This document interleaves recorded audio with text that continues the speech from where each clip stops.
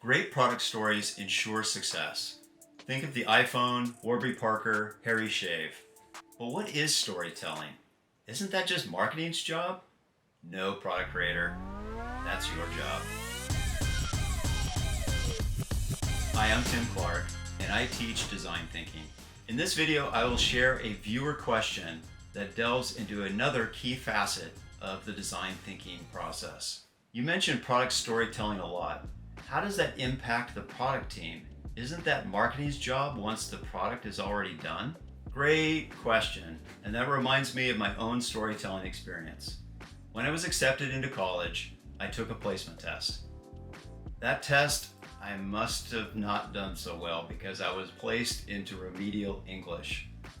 And when I turned in my first essay, the professor asked me to stay after class. He said, "Tim, you seem like a capable guy.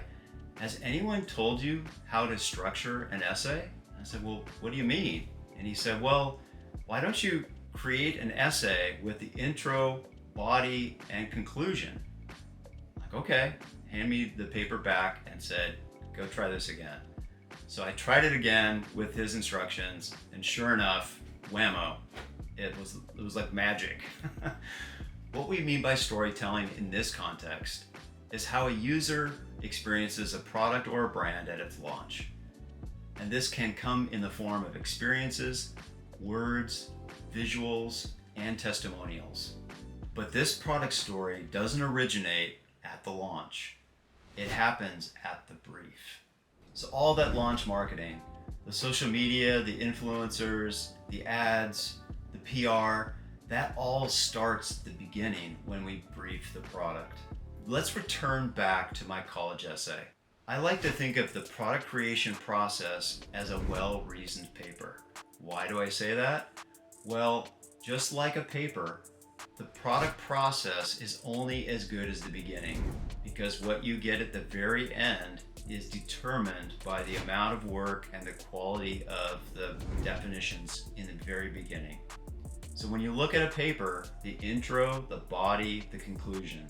The intro is really about digging into your user and what they need. That's the C process. In the middle is the solve. That's the body. And at the very end, that's when you're storytelling to your customer.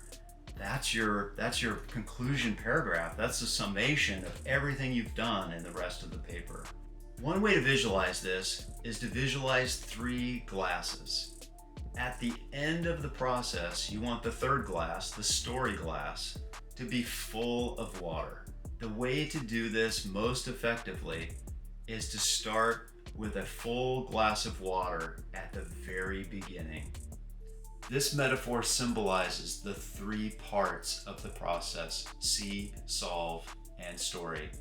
And what I found is that the first cup influences everything else. Fill the first cup, and you can translate that to the second, and then the second to the third. It is the most efficient way, and if you do it once the first time, you don't have to refill any of the other cups. It's a smooth and seamless process.